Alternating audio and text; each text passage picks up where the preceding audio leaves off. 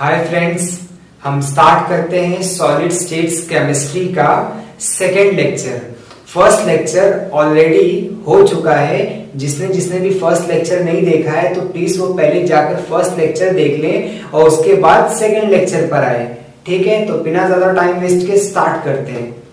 तो फ्रेंड्स, हमने सॉलिड के दो टाइप्स देख लिए, एक तो क्रिस्टलाइन सॉलिड और एक तो एमॉर्फस सॉलिड। अब हम देखने जा रहे हैं क्रिस्टलाइन सॉलिड के कितने टाइप्स हैं। मैंने बताया सॉलिड के दो टाइप्स है, एक क्रिस्टलाइन है और एक एमॉर्फस सॉलिड है। क्रिस्टलाइन सॉलिड क्या होता है मैंने बताया, और एमॉर्फस सॉलिड क्या होता है मैंने बताया। अब क्रिस्टलाइन सॉलिड्स कितने टाइप्स के होते हैं हम वो देखने जा रहे हैं। तो आपने देखा होगा, आप देख रहे होंगे कि यहाँ पर मैंने एक चार्ट बनाया हुआ है जिसमें आपको कंप्लीट नॉलेज में देने वाला हूँ क्रिस्टलाइन सॉलिड्स के टाइप की। तो इतने 1 2 3 4 तरह के क्रिस्टलाइन सॉलिड्स के मैं आपको टाइप बताऊंगा और अच्छे से एक्सप्लेन करूंगा। ठीक है, तो देखो सबसे पहले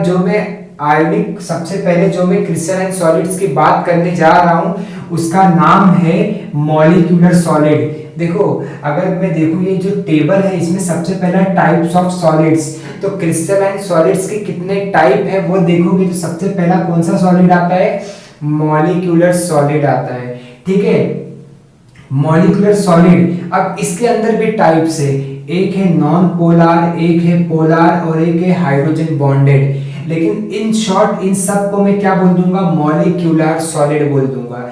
ठीक है, सेकेंड टाइप कौन सा है, आयोनिक सॉलिड। पहला है मॉलिक्यूलर सॉलिड, दूसरा है आयोनिक सॉलिड और तीसरा है मेटालिक सॉलिड और चौथा है कोवेलेंट सॉलिड या तो नेटवर्क सॉलिड। तो बेसिकली आज अभी मैं इस लेक्चर में अगर पहले बता चुका हूं मैं सॉलिड के दो टाइप, क्रिस्टलाइन सॉलिड और एमॉर्फस सॉलिड। अभी मैं क्रिस्टलाइन सॉलिड के सारे टाइप्स को मैं आगे डिस्कस करने वाला हूं। ठीक है, तो हमने देख लिया सबसे पहला सॉलिड क्या है, मॉलिक्यूलर सॉलिड, उसके बारे में डिटेल में हम पढ़ेंगे। सेकंड कौन सा सॉलिड, आयोनिक सॉलिड, उसके बारे में डिटेल में पढ़ने वाले हैं। तीसरा सॉलिड मेटालिक सॉलिड, इसके बारे में डिटेल में। और फोर्थ क्या है, कोवेलेंट सॉलिड, इसके बारे में हम एकदम डिटेल में पढ़ने जा रहे हैं। तो मैं क्या करूंगा, इस बोर्ड के इस टेबल के हेल्प से आपको पढ़ाते रहूंगा ताकि आपको पूरा आइडिया मिल जाए और आपके माइंड में पूरा का पूरा कॉन्सेप्ट बैठ जाए। देखो मैं सबसे पहला स्टार्ट करने जा रहा हूँ मॉलिक्यूलर सॉलिड के बारे में। अगर मैं बात करूँ मॉलिक्यूलर सॉलिड तो जाहिर सी बात है इसके पार्टिकल्स क्या रहेंगे, मॉलिक्यूल्स रहेंगे।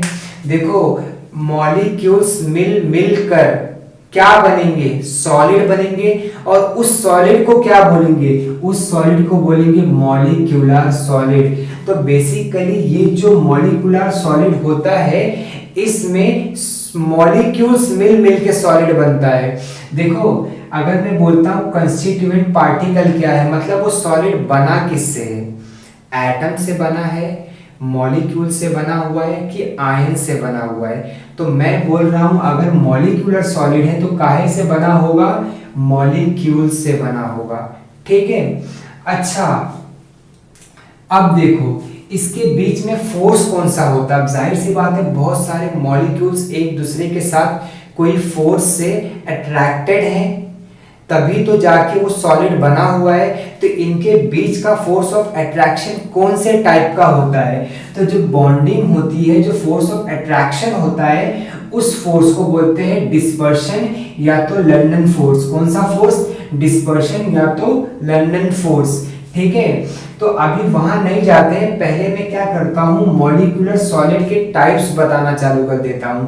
पहला टाइप है जिसको हम लोग बोलते हैं नॉन पोलर, जो दूसरा टाइप है उसको हम लोग बोलते हैं पोलर और जो थर्ड टाइप है उसको बोलते हैं हम लोग हाइड्रोजन बॉन्डेड। अब देखो सबसे पहला अगर मैं डिस्कस करूं नॉन पोलर मतलब क्या, जिसका कोई पोल नहीं होगा, पॉजिटिव पोल और नेगेटिव पोल नहीं होगा, मतलब वो डाइपोल नहीं होंगे। जैसे देख लो ये हाइड्रोजन है H2, इनके अंदर कोई पॉजिटिव और नेगेटिव पोल नहीं है, डाइपोल नहीं है।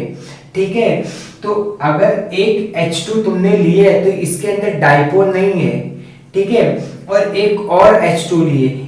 ये दोनों जब मिलेंगे, ये दोनों मॉलिक्यूल जब मिलेंगे और सॉलिड के फॉर्म में रहेंगे, तो इस तरह के सॉलिड को हम बोलेंगे मॉलिक्यूलर सॉलिड। लेकिन कौन से टाइप का? Non polar. क्यों? क्योंकि ये हाइड्रोजन मॉलिक्यूल्स के पास कोई पोल नहीं है, ये डाइपोल नहीं है, इसके पास कोई पॉजिटिव नेगेटिव पोल नहीं है इस मॉलिक्यूल के पास। तो ये मॉलिक्यूल समझ लो H2 मॉलिक्यूल से जुड़ा हुआ है, तो इन दोनों के पास कोई पोल नहीं है। अब बोलोगे सर अगर कोई पॉजिटिव नेगेटिव पोल नहीं है तो ये अट्रैक्टेड कैसे है, ये दोनों के बीच में अट्रैक्शन कैसे है?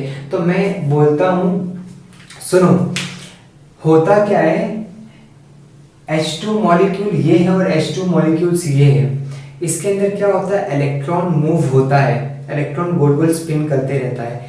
अब होता क्या, किसी पॉइंट ऑफ टाइम पे क्या होता है, इलेक्ट्रॉन जो रहता है ना उसका डिस्ट्रीब्यूशन ना थोड़ा सा चेंज हो जाता है, ठीक है, जिसकी वजह से क्या होता है, इलेक्ट्रॉन क्लाउड ना थोड़ा सा शिफ्ट हो जाता है। तो समझो इसका इलेक्ट्रॉन का क्लाउड थोड़ा सा शिफ्ट हो गया, तो ये क्या करेगा, इसके इलेक्ट्रॉन का क्लाउड क्या कर देगा, शिफ्ट कर देगा, जिसके वजह से एक टेम्परेरी क्या होगा, टेम्परेरी चार्ज प्रोड्यूस हो जाएगा। हो सकता है इधर पे पॉजिटिव चार्ज आ जाए, उधर पे क्या आ जाए, नेगेटिव चार्ज आ जाए। तो कभी कभी मोमेंटरी क्या होता है, इसके अंदर चार्ज डेवलप हो जाता है। कौन सा चार्ज, पॉजिटिव और नेगेटिव चार्ज एक मोमेंटरी टाइम के लिए, एक कुछ टाइम के लिए प्रोड्यूस हो जाता है, जिसकी वजह से ये पॉजिटिव नेगेटिव पोल बन जाता है और अट्रैक्टेड रहता है। तो ये बहुत ही मोमेंटरी टाइप का फोर्स ऑफ अट्रैक्शन होता है, जो कौन से मॉलिक्यूल्स के बीच में होता है, जिनके पास कोई पोल नहीं है, अचानक में आ जाता है कुछ देर के लिए पोल। तो ये जो तरह के सॉलिड्स होते हैं उनको बोलते हैं मॉलिक्यूलर सॉलिड, और उसमें कौन सा टाइप होता है, नॉन पोलर, ठीक है, नॉन पोलर। तो इनके बीच में जो मोमेंटरी एक तरीके का फोर्स भी जो आता है, उस फोर्स को हम लोग बोलते हैं डिस्पर्शन फोर्स, या तो लंदन डिस्पर्शन फोर्स, या तो लंदन फोर्स बोलते हैं हम इसको। और सेम ये I2 के बीच में, सेम ये आर्गन के बीच में, ये CO2 के बीच में, I2 के बीच में, तो इन सब के बीच में ये तो पहले नॉन पोलर है, पोल नहीं है, और मोमेंटरी क्या होता है, इनके अंदर पोल जनरेट हो जाता है। तो जो फोर्स ऑफ अट्रैक्शन रहता है उसको बोलते हैं डिस्पर्शन या लंदन फोर्स ऑफ अट्रैक्शन।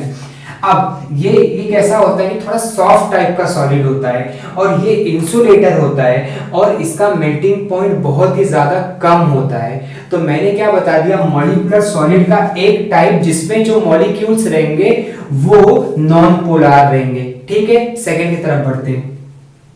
अब मैं ऐसे मॉलिक्यूलर सॉलिड में ही ऐसे मॉलिक्यूल्स की बात करूंगा जो पोलर रहेंगे, ऐसे मॉलिक्यूल्स जो पोलर रहेंगे, मतलब उनके पास पोल रहेगा। तो देखो ये जाहिर सी बात है, ये मॉलिक्यूल से बने हुए हैं, ये भी मॉलिक्यूल से बने रहेंगे क्योंकि मॉलिक्यूलर सॉलिड का टाइप है। लेकिन ये क्या होता है, अगर एक HCl एक दूसरे HCl से ज्वाइंट है तो H प्लस होता है और Cl माइनस होता है, H प्लस होता है और Cl क्या होता है, माइनस होता है। तो क्या होगा, HCl, ये एक मॉलिक्यूल डाइपोल होता है, ये एक मॉलिक्यूल क्या होता है, डाइपोल होता है। तो इनके अंदर क्या होता है, दो पोल्स होते हैं, और पोल के फॉर्म में ये क्या होते हैं, दोनों मॉलिक्यूल्स, एक पॉजिटिव पोल और एक इस तरफ का नेगेटिव पोल, और दोनों मिलकर क्या होते रहते हैं, अट्रैक्ट होकर सॉलिड बने हुए रहते हैं। तो इसमें क्या होता है, जब भी दो पोल रहते हैं, दोनों, ये भी डाइपोल है, ये भी डाइपोल है, तो एक पॉजिटिव चार्ज और एक का नेगेटिव चार्ज मिलकर क्या करते हैं, एक तरीके से बॉन्ड बनाते हैं। तो इनके बीच में एक फोर्स ऑफ अट्रैक्शन है, उस फोर्स ऑफ अट्रैक्शन को हम लोग क्या बोलते हैं, डाइपोल डाइपोल इंटरैक्शन। क्या बोलते हैं, डाइपोल डाइपोल इंटरैक्शन बोलते हैं। तो यहाँ पर भी एक SO2 रहेगा, तो ये एक डाइपोल है और ये दूसरा एक डाइपोल है, इनके बीच में भी क्या रहेगा, एक फोर्स ऑफ अट्रैक्शन रहेगा। तो इस तरह के जो मॉलिक्यूल्स रहते हैं उसको हम लोग क्या बोलते हैं, पोलर मॉलिक्यूलर सॉलिड। कौन सा, पोलर मॉलिक्यूलर सॉलिड बोलते हैं। जैसे HCl एग्जांपल है, SO2 एग्जांपल है, ये भी सॉफ्ट होते हैं, ये भी इंसुलेटर होते हैं, ये सॉलिड इंसुलेटर होते हैं, और इनका मेल्टिंग पॉइंट भी क्या होता है, लो होता है, ठीक है, तो दो पढ़ लिए, एक जिनके पास कोई पोल नहीं रहता, पॉजिटिव नेगेटिव पोल, डाइपोल नहीं रहते, और एक जो डाइपोल रहते हैं, इसमें मोमेंटरी डाइपोल क्रिएट हो जाता है। इसमें क्या होता है, डाइपोल डाइपोल रहते हैं, इसीलिए पॉजिटिव नेगेटिव के बीच में एक अट्रैक्शन रहता है जिसको बोलते हैं डाइपोल डाइपोल इंटरैक्शन, और ये सॉलिड जुड़े हुए रहते हैं। ठीक है, थर्ड की तरफ बढ़ रहा हूं मैं। थर्ड को क्या बोलते हैं, हाइड्रोजन बॉन्डेड। इसमें क्या होता है, जैसे आप देखो, आपको मैंने वाटर दे दिया, पानी दे दिया, अब पानी के अंदर बहुत सारे H2O के मॉलिक्यूल्स हैं, तो बहुत सारे H2O के जो मॉलिक्यूल्स हैं, H2O के बहुत सारे जो मॉलिक्यूल्स हैं, जो आइस है, उसमें क्या हो रहा है, हाइड्रोजन बॉन्डिंग हो रही है। आप बोलोगे सर हाइड्रोजन बॉन्डिंग मतलब क्या होती है? देखो क्या होता है, एग्जांपल देखो मैं तुमको समझाता हूँ। जैसे ये ऑक्सीजन है और ये हाइड्रोजन और ये हाइड्रोजन है। ऑक्सीजन नेगेटिव चार्ज, बहुत ज्यादा इलेक्ट्रोनेगेटिव है, और हाइड्रोजन पॉजिटिव है, ये हाइड्रोजन पॉजिटिव है। ठीक है, ये ऐसा जुड़ा हुआ है, ये ऐसा जुड़ा हुआ है। अब क्या हो जाएगा, सपोज करो यहाँ पर एक और हाइड्रोजन है, यहाँ पर ऑक्सीजन है, यहाँ पर हाइड्रोजन है। ठीक है, वापस से ये ऑक्सीजन नेगेटिव चार्ज, ये हाइड्रोजन पॉजिटिव चार्ज, और ये हाइड्रोजन कौन सा चार्ज है, पॉजिटिव चार्ज है। अब ये ऑक्सीजन नेगेटिव चार्ज, ये वाले मॉलिक्यूल्स का ये ऑक्सीजन नेगेटिव चार्ज, और ये वाले मॉलिक्यूल्स का ये हाइड्रोजन पॉजिटिव चार्ज, इनके बीच में क्या होगा, अट्रैक्शन होगा, जिसकी वजह से ये दो मॉलिक्यूल्स आपस में क्या हो गए, जुड़ गए हैं। और इन दोनों मॉलिक्यूल्स को जोड़ने के बीच में कौन है, ये हाइड्रोजन दिखाई दे रहा है, हाइड्रोजन है। तो इतना ज्यादा डिटेल में नहीं पढ़ना, क्योंकि 11th में इसका डिटेल में दिया हुआ है। बस पानी और वाटर के जो मॉलिक्यूल्स होते हैं H2O, वो दोनों के बीच में जो फोर्स होता है, उस फोर्स को बोलते हैं हाइड्रोजन बॉन्डिंग। इंटरमोलिकुलर फोर्स जो रहता है उसको बोलते हैं हाइड्रोजन बॉन्डिंग। ठीक है, तो पानी के मॉलिक्यूल्स हाइड्रोजन बॉन्डिंग से जुड़े हुए रहते हैं, और जब ये आइस बनते हैं, जब ये आइस बनते हैं, पास में रहते हैं, तो जो सॉलिड बनता है, उस सॉलिड को हम लोग बोलते हैं मॉलिक्यूलर सॉलिड। लेकिन कौन सा molecular solid, hydrogen bonded molecular solid बोलते हैं। ठीक है, इसमें विदाउट पोल रहते हैं, कोई पोल नहीं रहेगा, इसमें डाइपोल, इसमें हाइड्रोजन बॉन्डिंग। ठीक, मॉलिक्यूलर सॉलिड खत्म हो गया, मॉलिक्यूलर सॉलिड खत्म हो गया। अगर बोलोगे इसका सर क्या रहता है, ये हार्ड रहते हैं, ये सॉलिड जो रहते हैं ये हार्ड रहते हैं। जाहिर सी बात है, आप बर्फ को देखो वो हार्ड ही रहता है। ये इंसुलेटर रहता है, क्या रहता है, इंसुलेटर। इसके अंदर से इलेक्ट्रिसिटी फ्लो नहीं होती है। इनका मेल्टिंग पॉइंट क्या रहता है, कम कम टेम्परेचर पे ये क्या हो जाएंगे, मेल्ट हो जाएंगे। तो बेसिकली मॉलिक्यूलर सॉलिड में मैंने बता दिया, तीन चीज थे, एक तो पोलर, एक तो नॉन पोलर जिनका पोल नहीं है, एक तो पोलर, और एक तो हाइड्रोजन बॉन्डेड। अब मैं दूसरी तरफ चल रहा हूँ, दूसरी तरह का सॉलिड जो होता है जिसको हम लोग बोलते हैं आयोनिक सॉलिड। ये ionic solid in the sense जैसे नमक, अगर आप नमक देखोगे तो वो बेस्ट एग्जांपल है आयोनिक सॉलिड का। ठीक है, अगर आयोनिक सॉलिड, अब सवाल ये है कि मॉलिक्यूलर सॉलिड जो है वो मॉलिक्यूल से बना हुआ है, ये आयोनिक सॉलिड किससे बना रहेगा? तो आयोनिक सॉलिड जो होता है वो बना हुआ होता है आयन से। किससे बना हुआ होता है? आयन से। बहुत सारे पॉजिटिव आयंस और नेगेटिव आयन से बना हुआ जो सॉलिड रहेगा उस सॉलिड को बोलते हैं आयोनिक सॉलिड बोलते हैं।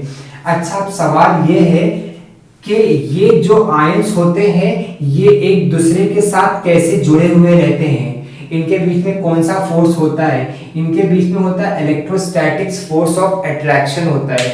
जैसे इन सब में मैंने बता दिया फोर्स ऑफ अट्रैक्शन क्या होता है, लंडन डिस्पर्शन फोर्स, इसमें होता है डाइपोल डाइपोल इंटरैक्शन, इसमें होता है हाइड्रोजन बॉन्डिंग। तो इसमें क्या होता है, जैसे Na+ है और क्या है Cl- है।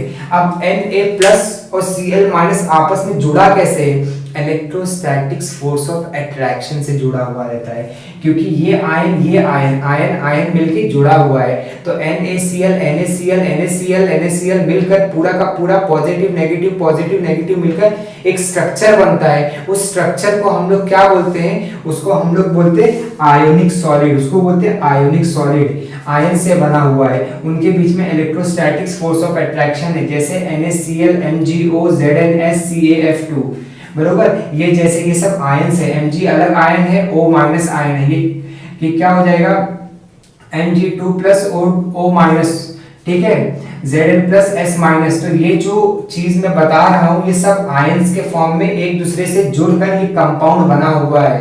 ठीक है। और इस तरह का जो सॉलिड बना हुआ है, जैसे NaCl सॉलिड बना हुआ है, इसको मैं बोलूंगा आयोनिक सॉलिड। ये बहुत हार्ड होता है लेकिन ब्रिटल होता है, जैसे ही मारोगे ना हथौड़ी तो ये क्या हो जाएगा, चूर चूर हो जाएगा, तो उसको बोलते हैं ब्रिटल है, ब्रिटल, ठीक है।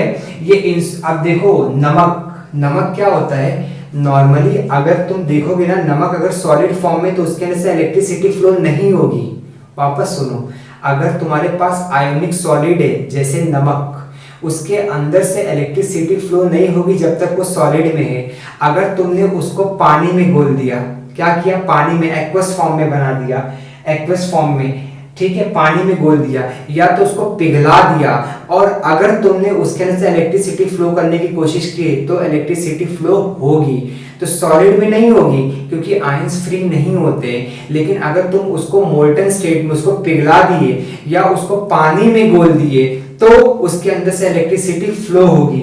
Insulator in solid state but conductor in molten and in aqueous state. इस तरह से इसकी मेल्टिंग पॉइंट बहुत ज्यादा होती है, बहुत ज्यादा टेम्परेचर पे क्या होता है, मेल्ट होता है। तो इस तरह के सॉलिड को हम लोग बोलते हैं आयोनिक सॉलिड। तो पहला सॉलिड मॉलिक्यूलर सॉलिड, उसके 3 टाइप, किस टाइप पे बेस्ड थे, उनके फोर्स ऑफ अट्रैक्शन कैसा है।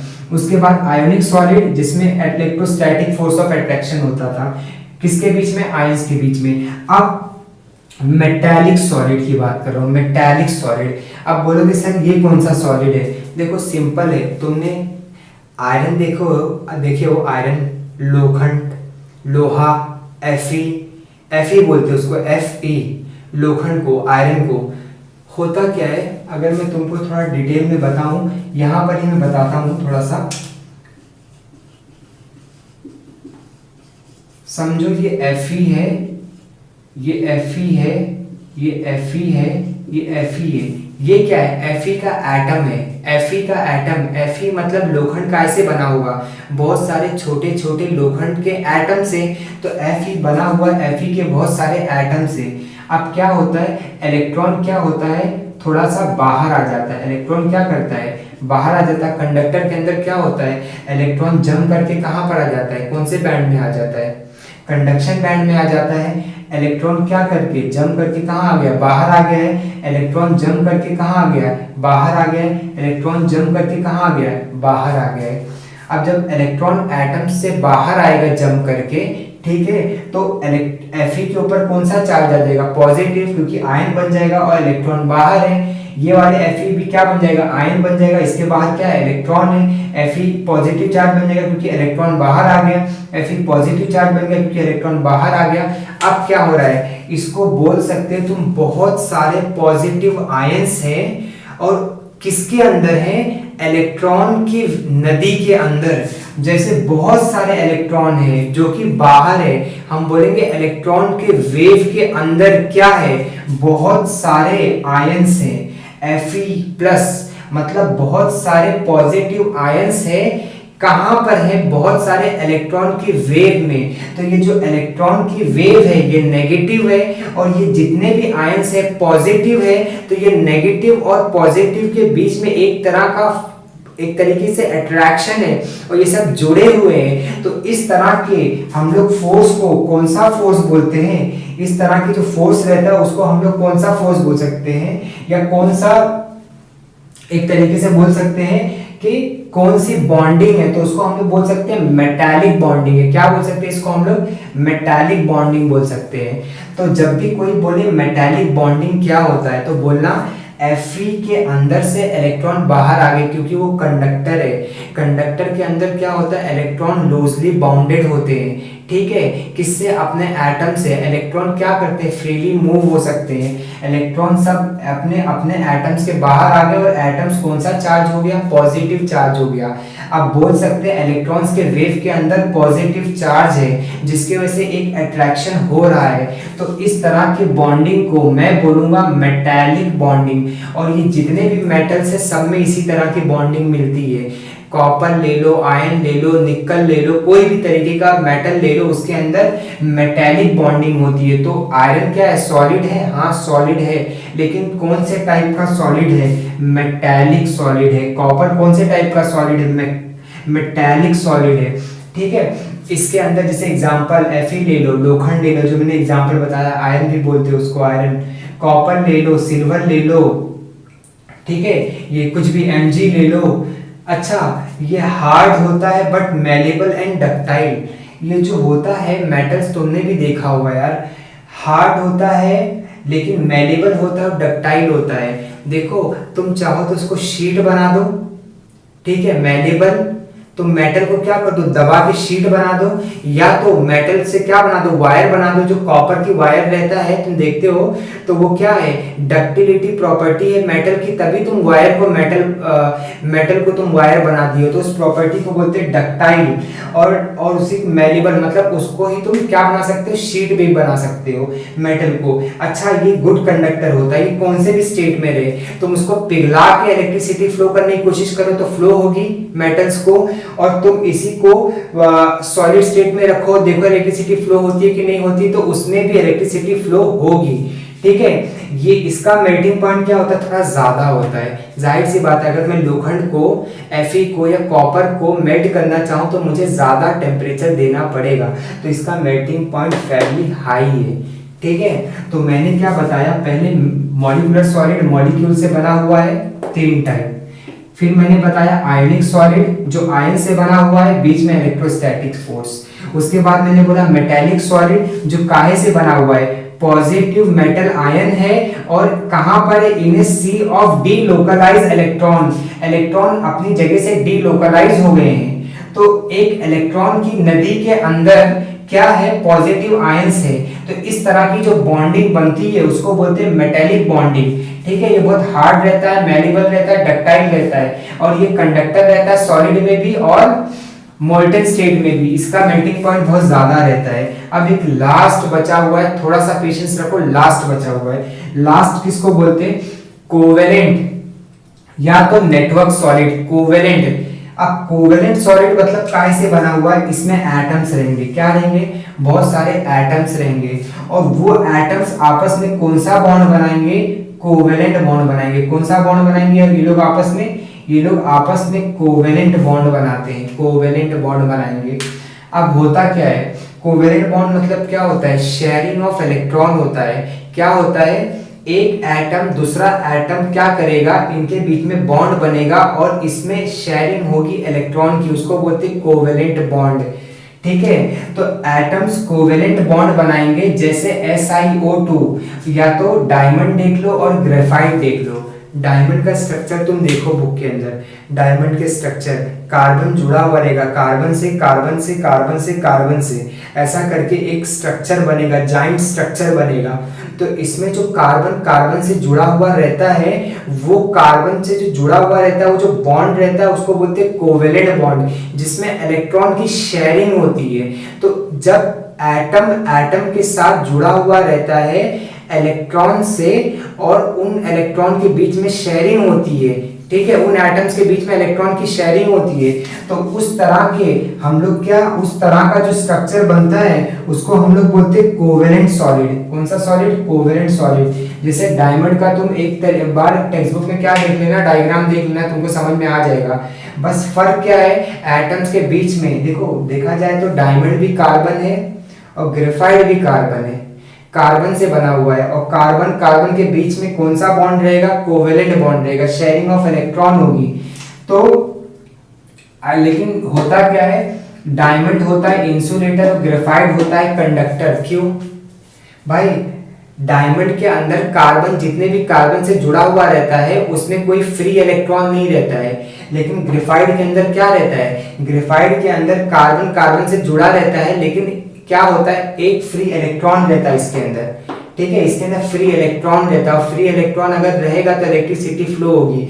तो डायमंड के अंदर कोई फ्री इलेक्ट्रॉन नहीं होता, जिसको बोलते हैं इंसुलेटर, और ग्रेफाइट के अंदर फ्री इलेक्ट्रॉन होता है, जो कि ग्रेफाइट बन जाता है कंडक्टर। और ये जो दोनों मैं बता रहा हूँ, कार्बन या ग्रेफाइट, इसके अंदर कार्बन कार्बन कौन सा बॉन्ड बनाते हैं, कोवेलेंट बॉन्ड बनाते हैं, ठीक है। ये काहे से बने हुए थे, एटम से बने हुए रहते हैं, और इस तरह के सॉलिड को कौन सा सॉलिड बोलते हैं, कोवेलेंट सॉलिड बोलते हैं। और ये बहुत हार्ड रहता है, क्या रहता है, बहुत हार्ड रहता है, इसे हार्ड सॉफ्ट जैसे डायमंड देखो ये क्या रहता है, हार्ड रहता है, और ये ग्रेफाइट जो रहता है ये क्या रहता है, थोड़ा सा सॉफ्ट रहता है।